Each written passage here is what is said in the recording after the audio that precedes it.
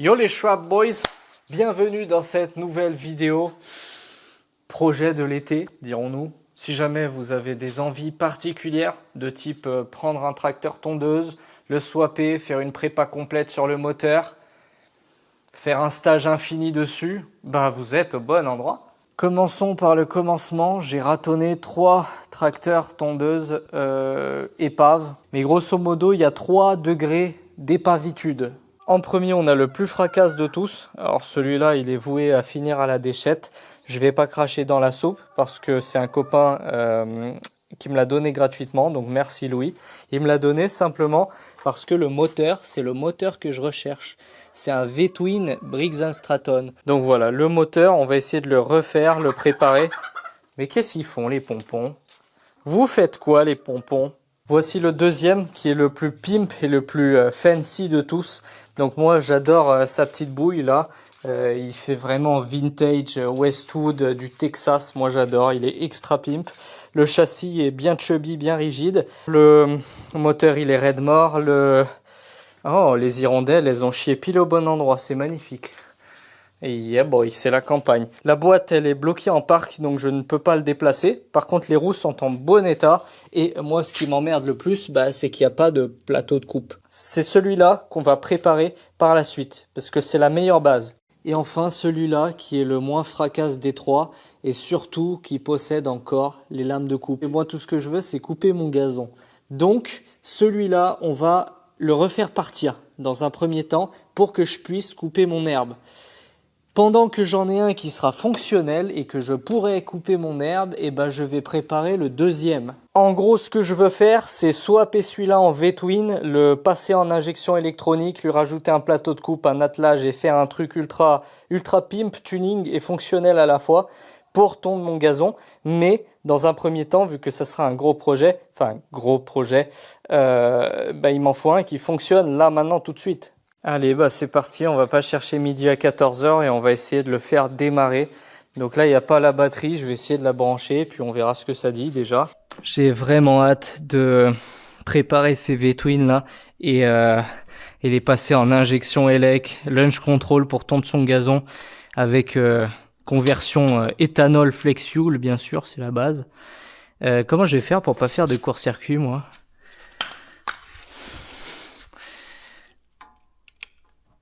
Bim. Je sais qu'il y a 1 an et demi, il fonctionnait. Enfin, il démarrait en tout cas, il kickait. Donc là, on va voir si déjà le démarreur, il kick. Comment que ça marche, ces trucs? Ah ouais, c'est juste ça. Oh, j'ai entendu un relais qui a cliqué. Et là, normalement, je crank.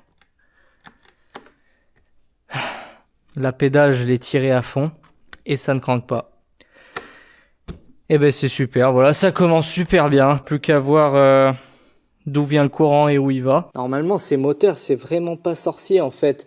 C'est auto-excité, c'est-à-dire que t'as pas de plus après contact, t'as rien. T'as juste à lui balancer du plus batterie là dans le démarreur et il démarre parce qu'il s'auto-excite. T'as juste ça en fait, t'as un solénoïde qui envoie le jus dans le démarreur, mais c'est tout quoi. Je teste le fusible, on sait jamais, sur un malentendu.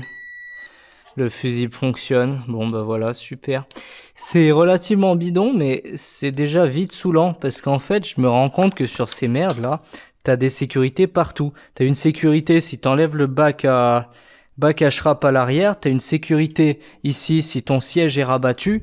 T'as une sécurité si t'as pas enfoncé la pédale. T'as une sécurité si la lame elle est pas relevée. En fait, ça casse les couilles parce que t'as plein de fils, mais juste pour des sécurités de débiles, quoi. Si les sécurités fonctionnent pas, du coup, le solénoïde là-bas ne sera pas mis en tension. Donc, si je coupe ça et je le mets directement en tension, ça va fonctionner. Bim, bim. Et puis sûr. Ok. Yeah, boy. Étape d'après, sortir le carburateur, le refaire, mettre de l'essence et démarrer. Prendre les compressions, parce que j'ai l'impression qu'il n'y en a pas. Voilà, un bon daron dirait « Ah ouais, ça t'en est trop riche, moi j'aurais mieux réglé que ça et tout. » Les bougies, elles sont mortes, faut les changer. Faut mettre de l'iridium. Calm down, c'est une blague. Je vais bien sûr juste les brosser, les bougies, et les remettre, et c'est reparti. On est en train de faire un tracteur tondeuse, hein, pas une prépa 500 chevaux. Allez, on va prendre les compressions, ma boy. Ça c'est bon, ça c'est bon.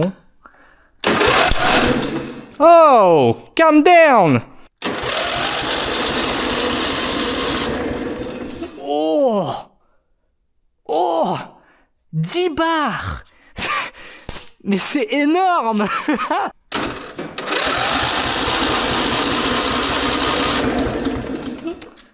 Ouais, 7 barres et demie. J'ai failli dire qu'il avait la santé. Oui, mais les compressions, faut les prendre à chaud et tout, quand les segments ils sont dilatés et tout. Calm down. C'est un tracteur tondeuse, hein. C'est pas une œuvre d'art. Tu vois, avec la brosse, ça met un dépôt laiton dessus. Et du coup, ça améliore la conductivité. Et ça fait mieux marcher l'étincelle. Le bullshitomètre. Le choke aussi, malheureusement, il choke plus rien du tout. Donc le câble est, le mécanisme est bloqué. Donc il va falloir le dégripper et refaire le carbu. Et ben c'est super. On a ici un très beau tas de merde. J'ai ouvert le carbu et ça, tu vois. Ça, j'aurais pas deviné, tu vois. Oh, nice! J'ai tout remonté le carburateur. Il est absolument magnifique. On dirait même les vis, elles sont bichromatées comme sorties d'usine. Donc c'est vraiment, je suis super content. C'est quand même magique d'avoir un bac à ultrasons. Ça rattrape des trucs de ouf. J'ai acheté une nouvelle batterie, un filtre pour mon Briggs, une chambre à air pour remplacer celle qui est percée, un filtre à essence. Et j'ai aussi pris différents capteurs, PMH et autres modules pour la prochaine vidéo, donc la conversion en injection électronique. Et comme d'habitude, je remercie Autodoc, le partenaire de cette vidéo, qui est un site en ligne de pièces automobiles. Peu importe la pièce que vous cherchez, vous avez de grandes chances de la trouver sur Autodoc parce que leurs stocks sont absolument énormes. Là, je vais faire semblant d'être un gars original qui roule en Ford Cougar coupé parce que c'est vachement marrant et personne n'a ça. On va chercher, freinage c'est trop facile, ils les auront c'est sûr. On va chercher des trucs genre, allez, démarreur par exemple. Bah voilà, ils ont la pièce à des tarifs super raisonnables. Là, vous verrez différentes gammes de prix et différentes marques en fonction de si vous voulez du pas très cher ou si vous voulez de la qualité OEM. Franchement, pour la différence de prix, je prends toujours qualité OEM, valeur sûre. Par exemple, Bosch ici, je lis toujours la description. Mon conseil ultime, vous lisez les cotes, les diamètres, les anthrax. Là, on a même un petit plan. Pied à coulisses, vous prenez l'ancienne pièce. Vous mesurez, c'est la bonne, bim bim, ajoutez au panier et vous avez bien sûr mon code promo Ultimate Making qui vous donnera moins 5% sur les pièces de votre choix. Tout est en description, on passe à la suite. Ça va là, ça va là. Globalement, tu as pu le voir, il manque des pièces un peu partout, mais on s'en fout, c'est pas fonctionnel. Un truc qui m'emmerde par contre, c'est qu'il manque le shifter ici. Et tu me connais, je ne jette jamais rien et j'avais ce shifter tout pourri, la Racing, qui traînait dans mon dépotoir, dans ma déchetterie. Donc on va essayer de fixer ça là comme ça et on aura un... Waouh, en vrai, on tient un truc là.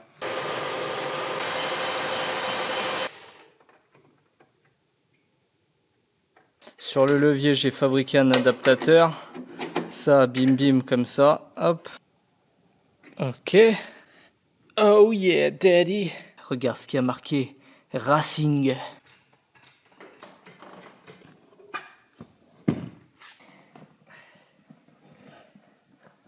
Ça, bien sûr qu'on y garde, ça servira à faire des joints en chambre à air, charte du rat.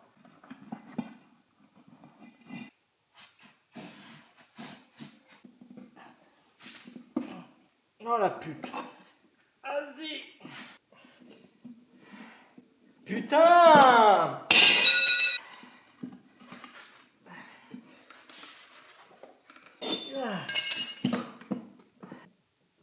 C'était chiant, hein?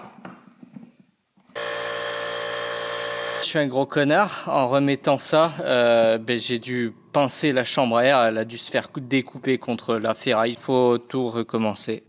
Ouais, voilà, exactement. Je l'ai pincé ici, je l'ai percé.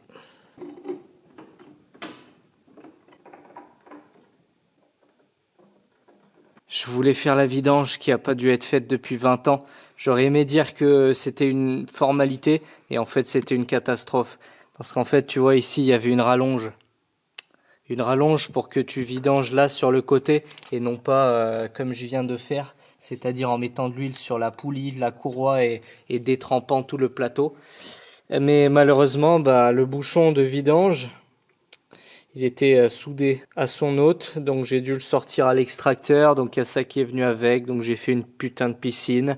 Bon, j'ai trouvé un autre bouchon, comme ça, bouchon tombé du camion, et ça repart, mais du coup il faut que je nettoie la courroie et en fait tout est plein d'huile.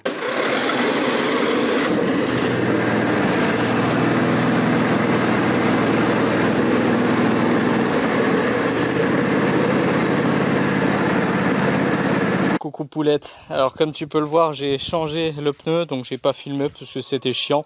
J'ai demandé à Daddy une technique secrète et sa technique secrète pour pas percer les chambres à air c'est de les gonfler légèrement, très légèrement pour qu'elles se décollent et pas que tu les pinces contre la jante. Maintenant, c'est presque opérationnel, il reste une chose à faire. Il faut qu'on desserre cette vis qui tient la lame et qu'on réaffûte les lames parce qu'elle a mangé un paquet de cailloux. Aux hymnes de nos campagnes, de nos montagnes, de la Beumane. Je crois que c'est pas ça les paroles. Le fil agricole, ça c'est un classique ça. Ah ouais. Colmaté frère. Vu qu'à la base je voulais une tondeuse et pas un vibromasseur géant, il y a Daddy qui m'a prêté ça. Ah, c'est Feng Shui. Alors, c'est un outil de marabout pour checker l'équilibrage des lames. Alors tu vois, tu le mets là-dessus.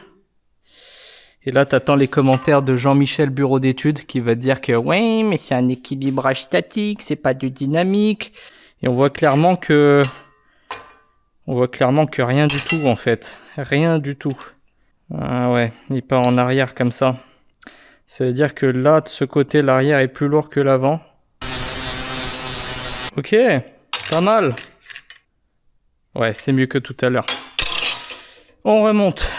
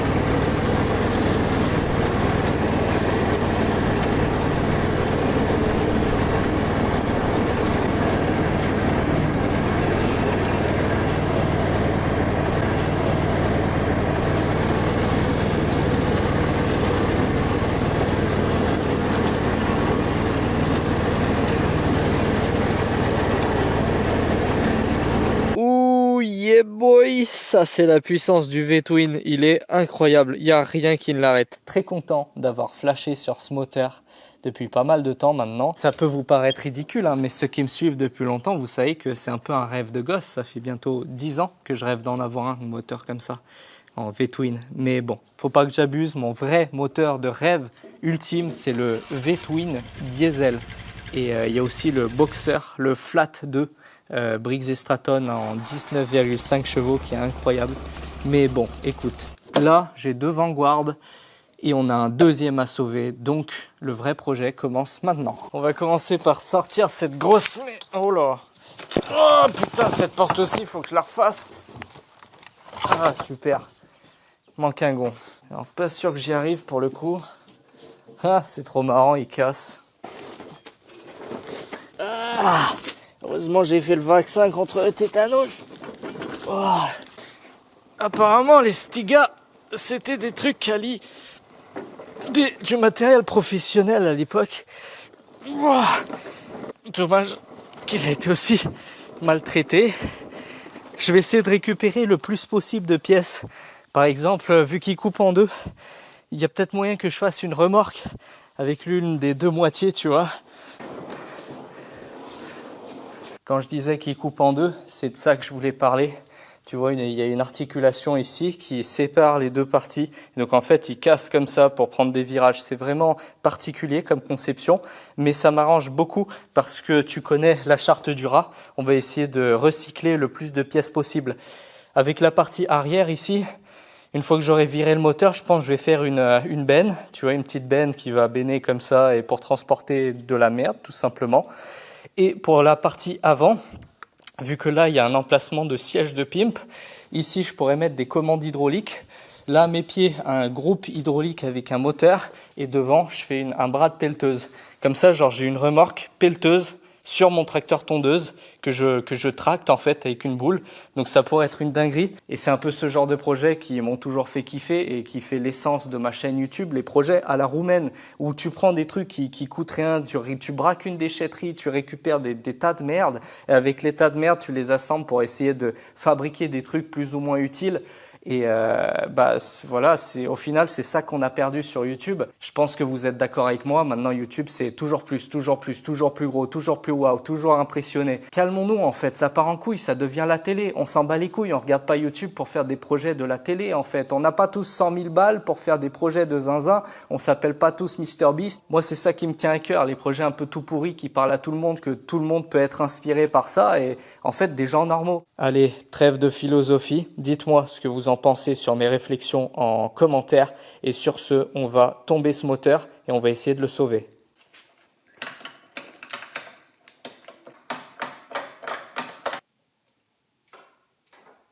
Première expérience de démontage de tracteur tondeuse. Et ben franchement, c'est de la merde. J'ai jamais vu un truc aussi mal conçu. Tout est fait avec le cul. Je pense les pires ingénieurs de chez Ford, ceux qui se sont fait virer, ils sont allés construire des tracteurs tondeuses. Parce que là, tu vois, comment je suis censé choper cette vis? Même une clé plate, tu ne peux pas la rentrer. Une clé avec un petit cliquet à rallonge, bah, t'as pas l'angle, quoi. Et là, bon, bah, celle-là, je crois qu'on va pas en parler.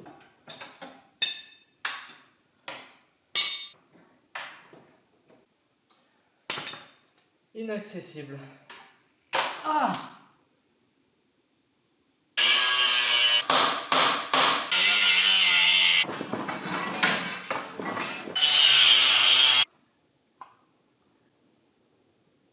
Et allez, comme d'habitude.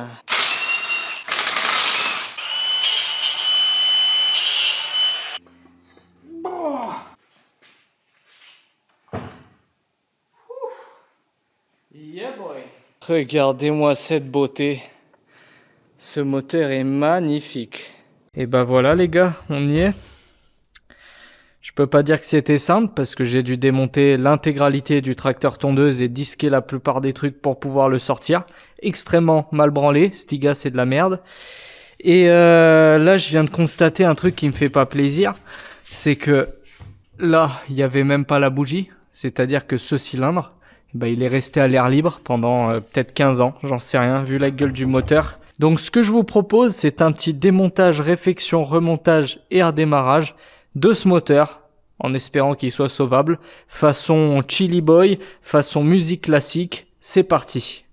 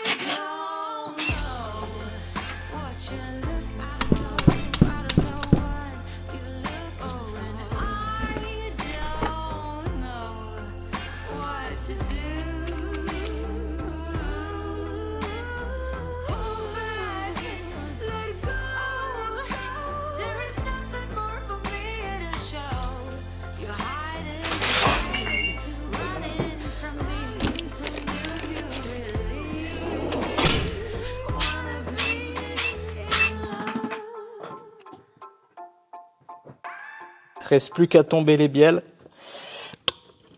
Oh bordel. Oh putain, c'est serré pour du M6. Je pense que je vais trouver des vis industrielles là, chez Bricovis. En 12.9 ou un truc comme ça. Oh putain. C'est histoire de tout renforcer. Ouais, bah c'est ça. Hein. Les vis de bielle, c'est du M6 standard. En 10.9. Donc là, j'ai juste à les remplacer par du genre 12.9 et j'aurai de la visserie ARP maison, tu vois. Magnifique vilo. Il a l'air solide, sa mère. Gros vilo fonte. Alors là, j'y crains pas pour lui. Wow, chubby, hein, franchement chubby. Moi, je dis celui-là, il encaisse au moins 40 chevaux. Franchement, ces moteurs là, regarde. La bielle, elle est épaisse, alors c'est de l'aluminium, mais... Ah ouais, c'est pas très très solide tout ça. Hein. Regardez-moi ces jolis petits pistons. Bon, alors c'est des pistons moulés, hein. C'est pas des pistons forgés, faut pas rêver. À l'intérieur, les alaisages, ils ont rien, ils sont neufs. C'est juste le cylindre 2, là, tu vois, il a bouffé de la merde. Il a bouffé du miel ou je ne sais quoi.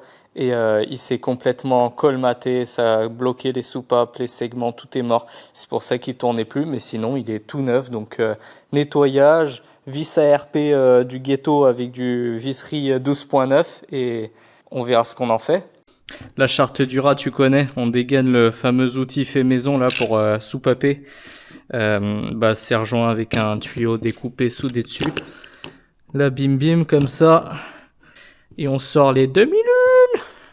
Dr Jones, c'est demi-lunes. C'est un enfer, tout est grippé là. Toutes les soupapes et tout, c'est grippé. Donc j'ai l'impression que c'est les mêmes à l'admission et à l'échappement. Et la bonne nouvelle, c'est que j'ai l'impression que c'est les mêmes diamètres de soupape que sur d'autres moteurs. Les ressorts, ils sont extrêmement mous. Très très mous, très très mous. Donc il y a peut-être moyen de, je sais pas, augmenter la compression. Tu vois, il y a beaucoup de steaks là qu'on pourrait enlever. On pourrait faire un Briggs haute compression à l'éthanol. Et là, les soupapes, la soupape d'admission, elle était grippée.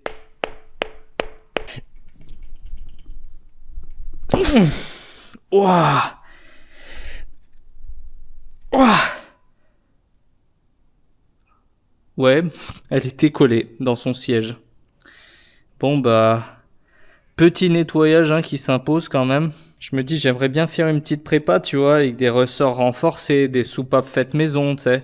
Si c'est les mêmes que chez Honda, je pourrais réusiner des soupapes Honda pour les faire, pour les monter là-dessus. Oulala, chut, chut. Le facteur limitant dans ce moteur, en fait, c'est les bielles. J'ai des abonnés qui m'ont contacté, qui m'ont dit, en fait, même d'origine, ces trucs, ils explosent. Et dans ma tête, j'ai commencé à réfléchir. Comment renforcer ces bielles? Comment faire des bielles forgées du ghetto? Il y a trop de possibilités pour préparer ce moteur et faire genre le Vanguard V-Twin le plus puissant. Injection électronique, c'est déjà la folie. C'est déjà super drôle. Et lui mettre de l'avance à l'allumage de bâtard et faire des launch control en tondant le gazon tout en restant fiable. La réalité, c'est qu'il faut absolument pas que je détourne mon attention de cette voiture. Qu'il faut que je détorde parce que j'ai fait de la merde. Donc voilà, si vous avez suivi la vidéo d'avant, je peux clairement dire avec fierté que c'est un projet que j'ai terminé à 100% et c'est le projet le plus abouti de toute ma vie. Il y avait ce manchon là qui était démanchonné et en fait elle prenait que 0,4 bar au transbrake, elle était tenable, elle tirait correctement et tout, elle patinait pas trop et j'ai réparé le collier et le lendemain j'ai fait un essai. Et elle a pris 1 bar au transbrake et m'a satellisé à 85 km/h en 3 secondes. C'était la pire idée du siècle, j'étais ultra con. Et je l'ai satellisé. Cette voiture est un monstre et le Mosquito a été annulé et reporté en octobre. Et du coup, ça fait que j'ai jusqu'à octobre pour la remettre sur ses roues. tout simplement pour la détordre ou pour couper l'avant, changer la façade, swapper la caisse, j'en sais rien, j'ai pas réfléchi, j'ai toujours le seum. Mais mine de rien, elle était incroyable cette voiture. Elle a roulé quand même 550 km avant que je la satellise. Et tout était validé, tout marchait à merveille, tous les trucs prototypes chelous que j'ai essayé dessus, tout a fonctionné. Donc je ne peux pas me détourner mon attention, je ne peux pas l'abandonner cette voiture. Yeah boy! Le plus incroyable dans l'histoire, c'est que mécaniquement, elle a rien. Elle tourne encore et genre tout a encaissé, tu vois. Elle est quand même incassable. Même ce compteur kilométrique qu'on a adapté fonctionne. Et en fait, quand on l'a monté avec Bricolage C'est Cool, il avait 320 745, ce qui fait à peu près 550 km parcourus. Bien assez pour que je m'attache énormément à cette voiture et pour que je valide à quel point elle fonctionnait bien, quoi. Donc ouais, je fais un peu ce projet pour temporiser, pour me changer les idées, pour faire partir mon seum et trouver une solution. Mais elle ne peut pas rester comme ça et on va la remettre sur ses roues. On remonte ça, on lui met une injection électronique, on s'amuse avec un Speeduino tout pourri pour essayer de piloter ça et faire de la carto dans le jardin. Et ça sera déjà bien assez marrant. Si un jour on a envie de partir en couille, on sait qu'il y a des possibilités de zinzin pour partir en couille. Mais pour l'instant, vas-y. On passe toutes les pièces au bac aux ultrasons. On nettoie tout nickel, tout propre. Tout ce qui est rouillé, moche comme ça, on les passe à la sableuse. On change les consommables, on remonte tout et ça démarre.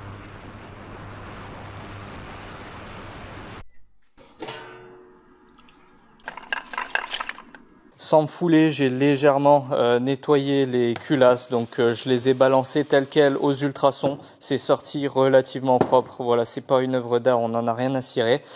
Dans une préparation moteur, je pense que vous savez tous, quasiment la totalité des gains de puissance et d'efficacité moteur, tout se passe dans la culasse. Il y a des transitions qui sont très mauvaises. Regardez là l'escalier, ça c'est pas bon du tout, hein. Le flux il arrive, il se prend à 90 degrés plus un escalier dans la gueule, c'est pas bon.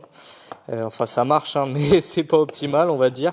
Et là pareil, si vous regardez la pointe de mon outil là, j'ai une transition escalier là qui est pas bonne du tout. Tout ça, on va y rattraper sans chercher midi à 14h, mais on va essayer d'arrondir tout ça et de faciliter le passage de l'air.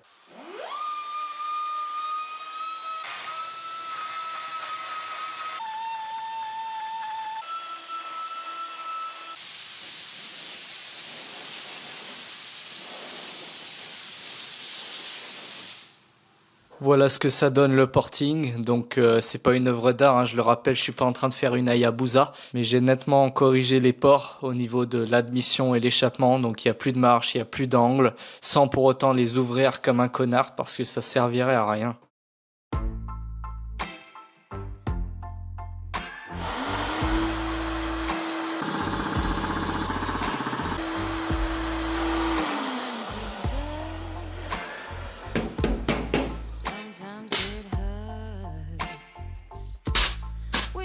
J'adore cette machine. Depuis que je l'ai, à chaque fois que je l'utilise, c'est tellement un plaisir parce que ça te sort des pièces qui sont magnifiques. Ça, combiné au bac à ultrasons, c'est vraiment les outils parfaits pour la restauration de pièces. Et Daddy l'adore aussi, hein. Depuis que je l'ai, à chaque fois, il vient squatter chez moi pour sabler ses pièces. Donc je l'ai déjà dit, hein, c'est une machine Unicraft de chez Optimachine.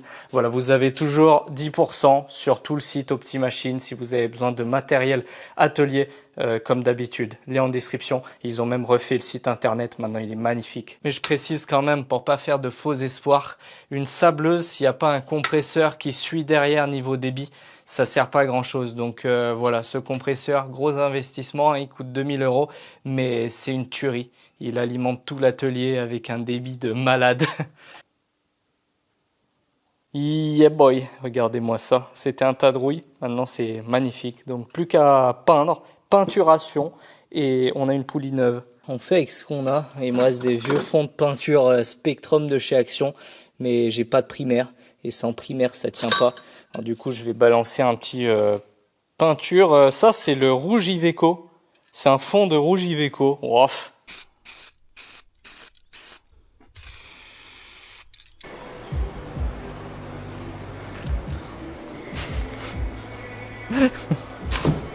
Tiens, ça aussi. Bon bah salut, à plus. Ce que je te disais l'autre jour, c'est que des fois, sur certains moteurs d'origine, ta portée, elle peut, alors c'est assez rare, mais elle peut être remontée plus côté intérieur. On va exagérer à fond, plus par là. Ok. Et c'est ce que je regardais, voir si on pouvait gratter, agrandir, si c'était le cas. C'est un tracteur tondeuse, mec. Commence pas à faire de la prépa poussée sur un... En plus, ces Zetec, c'est pas du 6 mm. Ouais, si. Si. Tu as des spots de Zetec? Oui, j'en ai. Non. Let's go. Non. Arrête. Je veux juste... tu sais, genre, tu me grattes 0,8. 0,8 2 mm? Non. Tu m'as pas dit ça l'autre jour? Non. Un avion. Y a rien à faire. Voilà, non, oui, sur ce côté-là, non, c'est propre, en plus ça se voit à l'œil. Est-ce que c'est pas genre les culasses les plus petites que tu passes? Je sais pas, mais y'a que toi pour me faire ça. Tu vois, j'allume même pas la machine. Il appuie, il est énervé sur la machine. Laissez-moi tranquille. Je veux rentrer chez moi. Je veux faire des 2JZ, moi, et des come inside. Ça, c'est quoi? C'est un come inside? C'est un Iveco. Ouais, cursor 13. T'aurais un peu de couple au moins là. Ouais. Un petit 500 newtons. Là-dessus, tu peux rajouter. Hein. Tu peux faire fois 6. Quoi? Bah oui. Il y a 13 litres, 500. Ah. Ouais, c'est par là d'origine sur cela. Là. Après, ça, c'est un 1,4 €, je sais plus exactement. Tu vas pas me dire qu'il y a 5000 newtons là-dedans? Non, mais 6 x 5, 5000? Ouais. D'accord. Ok. C'est bon, t'es sur la bonne voie, continue. Je suis très fort en géographie, moi. Ça se voit. Au final, j'aurais jamais fait un bloc aussi propre. Oui, c'est vrai. Miroir. C'est pas sale, j'ai pas travaillé. Ça tombe vraiment super bien. Parce que j'ai une communauté en or. Je pense sincèrement avoir la meilleure communauté qui existe sur YouTube.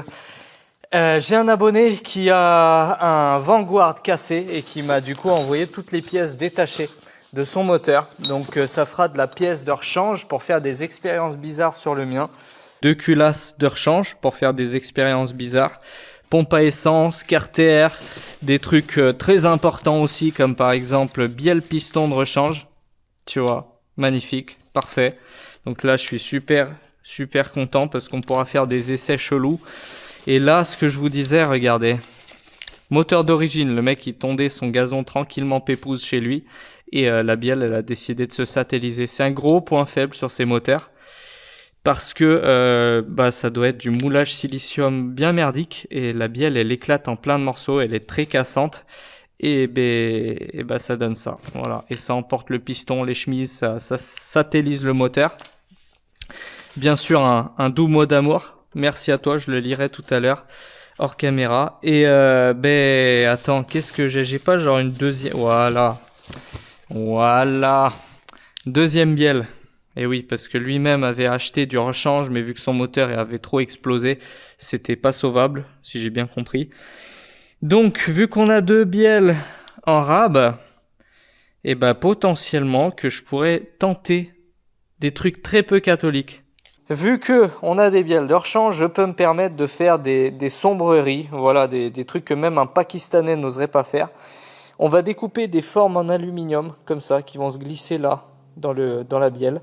Et on va remplir au TIG, on va souder à l'aluminium ici, pour faire des bielles renforcées. Là, me montez pas en l'air, je sais que les soudeurs, là, ils veulent me péter la gueule, ils vont dire « Ouais, mais ça va voiler, ça va vriller ». Je sais, je suis totalement conscient des risques.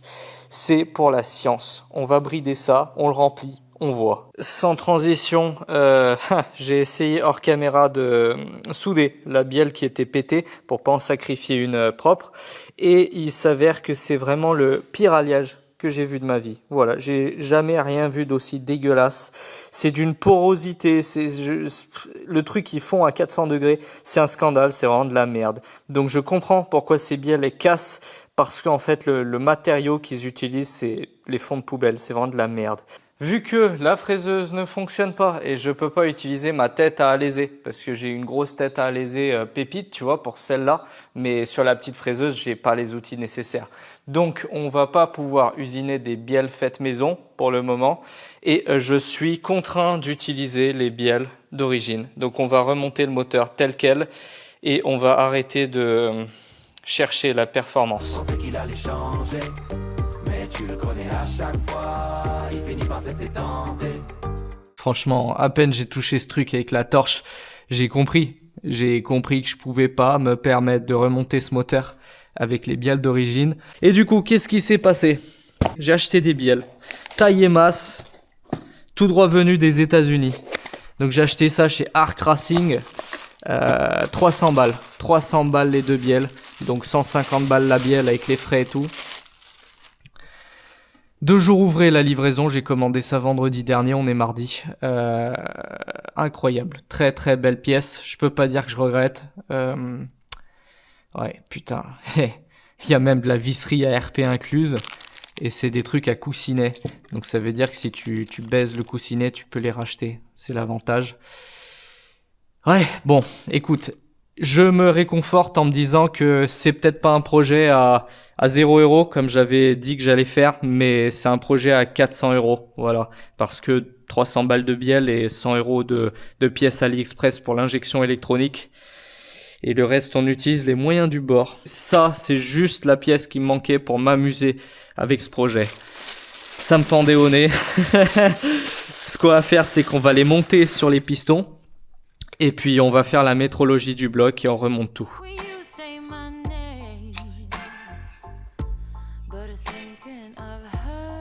Ça manque de jeu.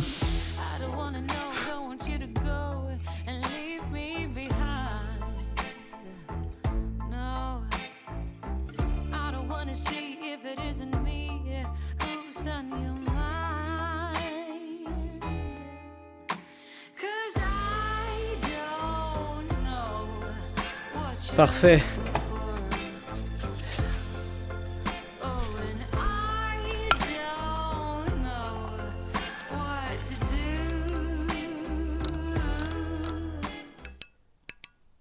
J'ai monté les paliers sur ces gousy petites bielles. On va mesurer le jeu de fonctionnement. Ouf. Waouh.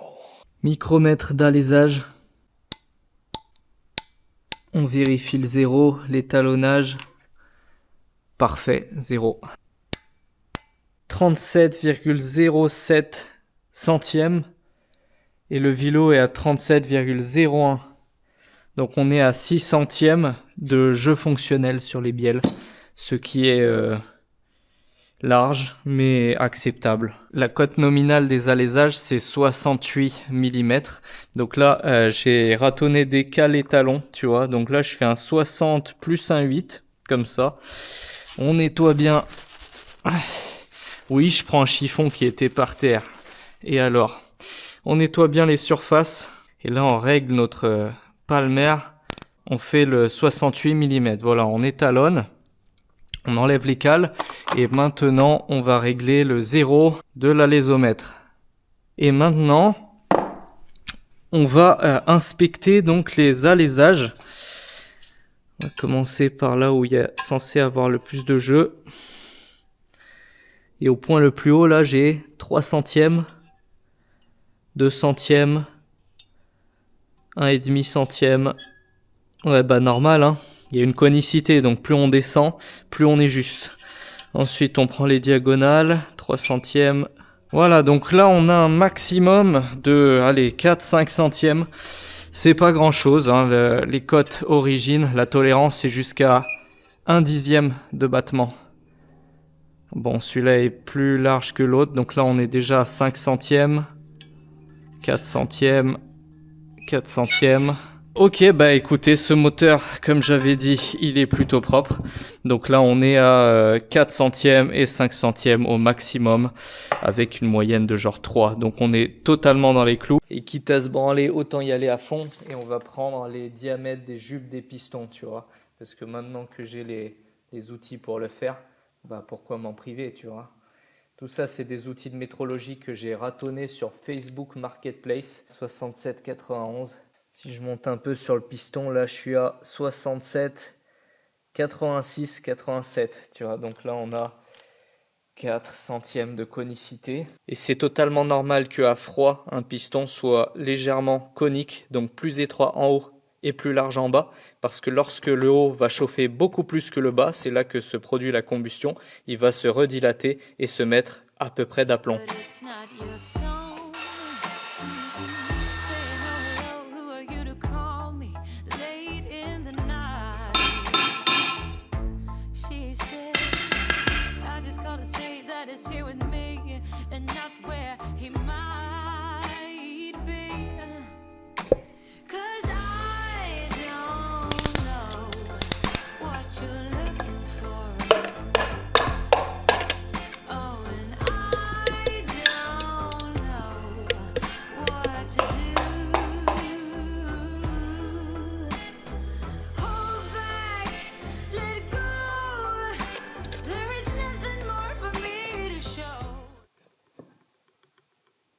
Non.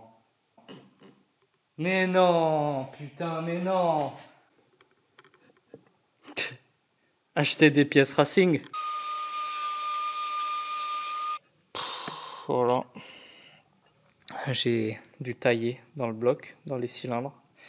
J'ai même plus envie de râler ou quoi que ce soit. Vous savez ce que je pense. Ça fait 3 ans que j'en parle sur la chaîne des pièces racing de merde. Ouais, ça se passe jamais bien. Je sais pas à quel moment j'ai été naïf encore une fois en me disant que ça allait bien se passer. Vous connaissez ma chance avec les pièces tuning. Donc voilà, j'ai taillé dans le bloc. J'espère que ça posera pas problème par rapport au ballottement des pistons, parce que mine de rien, j'ai enlevé de la matière sur les cylindres. Écoute, je pense que ça va le faire. On remonte. L'avantage, c'est que pour caler la distrib, ta ligne de pointe, t'en manches et ciao. Ça me rend complètement barjot. Là, je suis en train de remonter mon bloc. J'ai remonté le bas moteur. J'ai commencé à remonter les culasses avec les soupapes et tout. Et puis, je fais quoi? Je passe la nuit et là, il y a putain d'oiseaux partouzeurs. Ils arrivent, ils font des boucaquets chez moi. Ils ont chié partout. Ils ont tout repeint. Là, ils ont partouzé. Là, queumé, par terre queumé. Oh là là, il y a des trous là-bas dans mes murs en caca. Il y a des trous, ils sont traversants. Du coup, les pigeons gangbangers, ils arrivent, ils viennent faire des boucaquets sur mes poutres.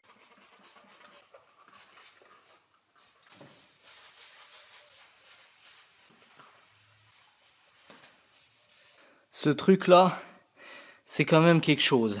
Le plan de joint est absolument magnifique. Voilà. C'est complètement overkill de surfacer ce genre de truc. Personne ne va vous les surfacer, on est bien d'accord.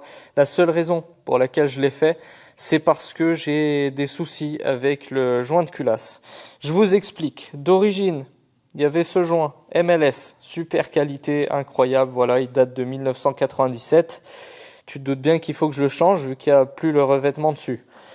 Alors, d'origine, la pièce de remplacement, le MLS ne se fabrique plus. Donc, ils font plus que du graphite, du graphène, là, ou je sais pas quoi, là, des multicouches en textile bizarre. Ce joint est super épais. Il fait 1,4 mm d'épais pour 0,1 d'origine. Donc là, déjà, on a un problème. Et en plus, il n'y a pas d'anneau. Tu sais, le cock ring de fire, là, pour la combustion. Donc là, le joint, il est exposé direct. Donc ça me plaît pas du tout. Qu'est-ce que j'ai fait? J'ai acheté des MLS sur AliExpress, sauf que c'est de la grosse merde. Là, tu vois, c'est juste une tôle avec une peinture noire de chez Action. Donc voilà, ça me casse les couilles. Je vais quand même essayer de monter ça. Je garantis rien. Ok, j'ai rien dit. C'est même pas bon. L'alésage n'est pas bon. Il n'y a rien qui va sur ce truc chinois de merde. Donc ça dégage. Je suis dans la merde, voilà. Je vais mettre le joint. Je vais mettre ça. Pas le choix. Ça me saoule, franchement. Oh putain, le trou, il est même pas bon. Mais ils sont débiles ou quoi, putain?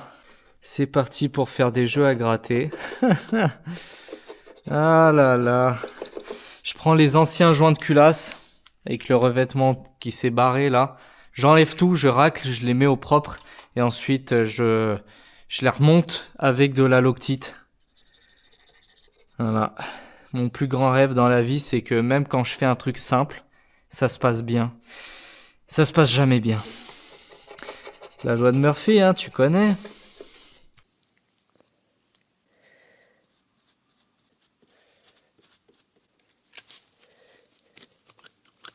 Allez, petite Loctite. Tous mes espoirs reposent sur toi, petite Loctite. Allez, on y croit. Wow, wow, wow. Calm down.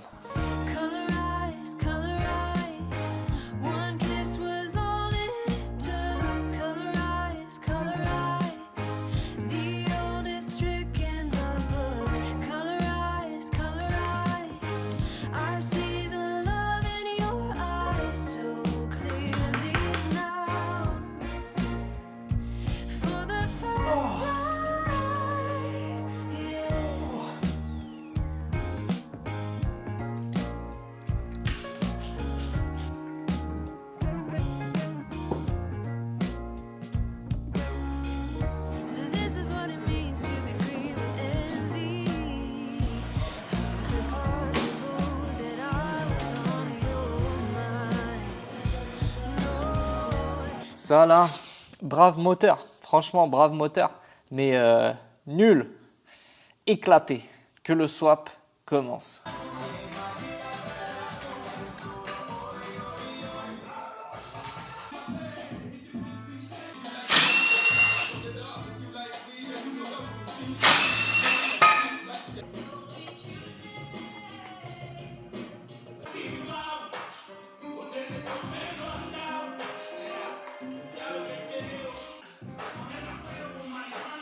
Moteur entièrement remonté. Ça m'a pris une journée, en gros. Voilà, c'était pas archi compliqué. Je vous ai épargné la partie chiante qui est toutes les tirettes, les ressorts, le système du gouverneur et tout. Ça, c'est juste chiant. Le reste, c'est piston dans cylindre, bim bim. Voilà. Bon, j'espère que j'ai rien oublié. J'espère que j'ai bien calé mes allumages et tout ça. Et on le met là-dedans.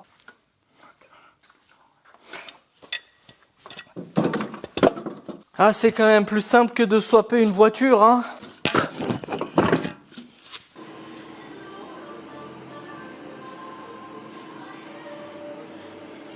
Très bonne découverte, cette petite sauterelle magnétique qu'ils appellent. Tu l'aimantes sur la table, tu as un ressort et ça appuie sur ta pièce, ça transfère la masse et ça te permet aussi de positionner ta pièce pour la souder. Ça marche sur les petites pièces, c'est bien pratique.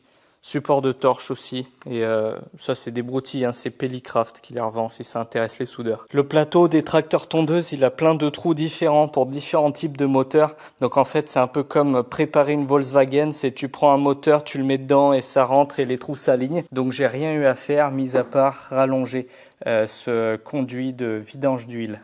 Je crois pas que j'oublie grand chose. Je balance la première huile de merde qui traîne. Pour le rodage, même si en soi il n'y a pas grand chose à roder. Et là c'est le moment de vérité. Je vais faire monter la pression d'huile. Là normalement ça peut pas bien se passer du premier coup. Il va sûrement arriver une dinguerie, je vous le dis tout de suite.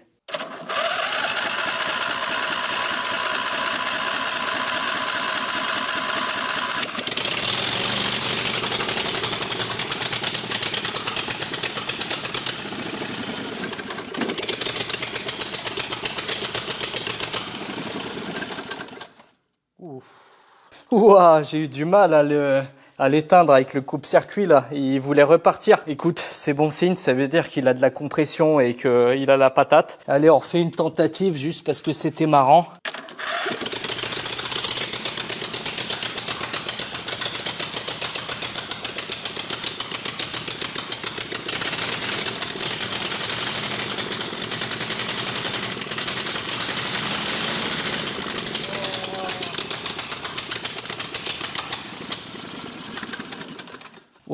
Oh putain, il est énervé le moteur, il a grave la rage. Bah voilà, il est sur ses roues, alors j'ai mis un réservoir provisoire juste comme ça, histoire de... Je sais pas si j'ai des freins, j'arrive pas à les régler, en fait tout est mort. Il y a des jeux partout, toutes les pièces sont rincées. Allez, trêve de bavardage. Ya. Ok, on doit appuyer sur le frein et normalement ça craque. J'espère que ça prendra pas 10 000 tours. il prend trop de tours. Et oui, parce qu'il faut régler ça là. Régulateur.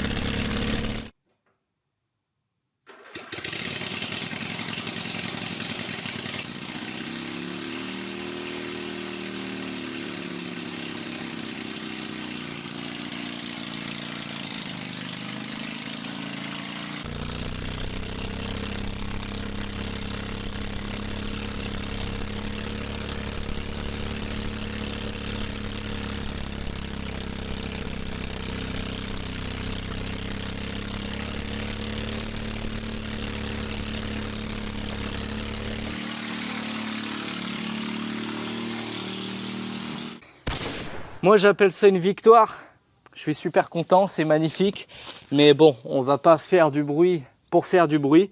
Les voisins, ils ont beau être sympas, mais là ils vont péter des câbles. C'est même pas un straight pipe que j'ai, c'est un open port. L'échappement, c'est la soupape directement qui crache par terre. Donc ça fait un bruit de bombardier de la Seconde Guerre mondiale, ça casse le crâne. Faut que je lui fasse une ligne, une admission, un réservoir, lui installer un plateau de coupe, bien sûr, parce que là, je me fais chier, ça me sert à rien. C'est marrant, il y a un gros moteur, le moteur, il est super énervé, c'est top, mais ça coupe pas l'herbe, donc je m'en fous. J'adore ce tracteur tondeuse, il est vraiment trop bien, ça se voit que c'est un truc du Texas. Le volant, il déchire, regarde-moi ça, c'est un volant en cuir, j'ai l'impression d'avoir un volant Sparco. Et le shifter là, au niveau du volant, tu shifts comme ça, c'est ultra pimp, j'adore. Manque juste un petit, tu vois, un petit contour, ça serait bien si je fais un Speeduino d'ajouter un petit contour avec les RPM ici. Prochaine vidéo, on se recentre sur les priorités, à savoir détordre la Syrah pour avoir un projet terminé à 100%, l'enlever du pont, la garer ici et l'utiliser quand je veux, voilà. L'épisode 2 du tracteur tondeuse, il sortira quand il sortira. C'est absolument pas ma priorité. J'ai plein de travaux à faire, bref, j'ai du taf. Donc ça sortira peut-être début de l'année prochaine, peut-être, j'en sais rien. Voilà, on s'en fout, je vais faire ça à temps perdu entre d'autres projets. Et quand j'aurai un épisode cool, eh ben, je sortirai un épisode cool. Voilà, j'espère que ça vous a plu, ce genre de petit projet Ultimate Making à l'ancienne. Même si c'est pas du tout un petit projet vu que c'est parti en couille, comme d'habitude. Bon, swapper et préparer des tracteurs tondeuses, il n'y a pas grand monde qui le fait sur YouTube. Et c'est ça qui est marrant. Si ça vous plaît, dites-le moi en commentaire. Abonnez-vous si vous voulez vous abonner. Et sur ce, on se retrouve très bientôt pour une prochaine vidéo. Ciao!